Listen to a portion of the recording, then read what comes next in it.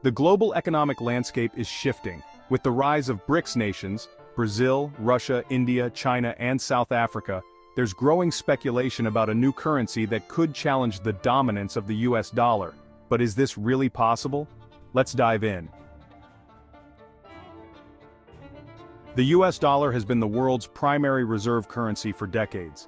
The strength, stability, and dependability of the US economy, as well as the size and liquidity of the country's financial markets, all contribute to its dominance. Due to its widespread acceptance in international trade, investment, and reserves held by foreign governments and institutions, the dollar is favored in these contexts.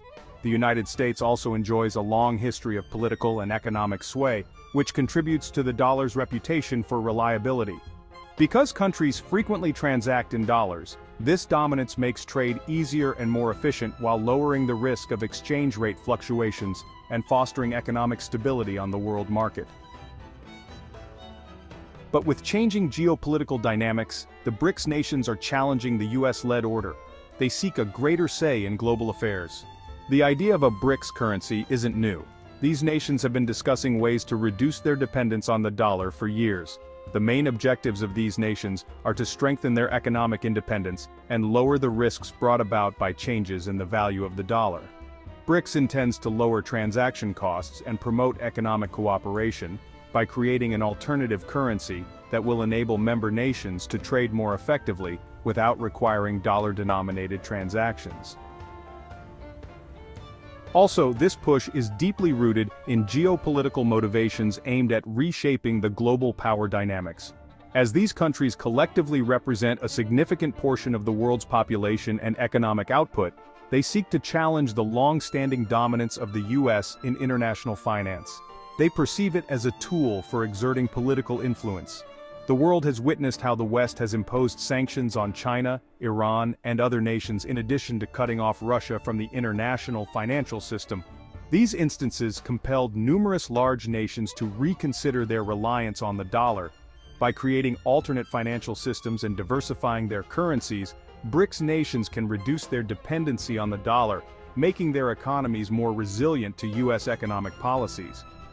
BRICS represent a significant portion of the world's population and economic output, and they also seek a greater say in global affairs. However, there are significant challenges. The BRICS nations have vastly different economic structures and levels of development, making it difficult to create a one-size-fits-all currency. Also, geopolitical tensions and differing national interests could hinder the implementation of a unified currency. If successful, a BRICS currency could have far-reaching implications. It could challenge the dollar's dominance, alter global trade dynamics, and shift the balance of economic power. It would accelerate the shift towards a multipolar world. On one hand, BRICS could lead to greater instability and uncertainty in international markets. On the other hand, it could lead to a more balanced and equitable global order. Developing countries would have a greater voice in international institutions. A multipolar world would also force greater cooperation among nations. No single country or bloc could dictate terms to others. This could lead to more peaceful resolutions to global challenges. However, the road to such a currency is fraught with obstacles, and its success is far from guaranteed. The idea of a BRICS currency is ambitious and reflects the changing dynamics of the global economy. While it has the potential to challenge the dollar, numerous hurdles must be overcome. Only time will tell if this bold experiment will succeed.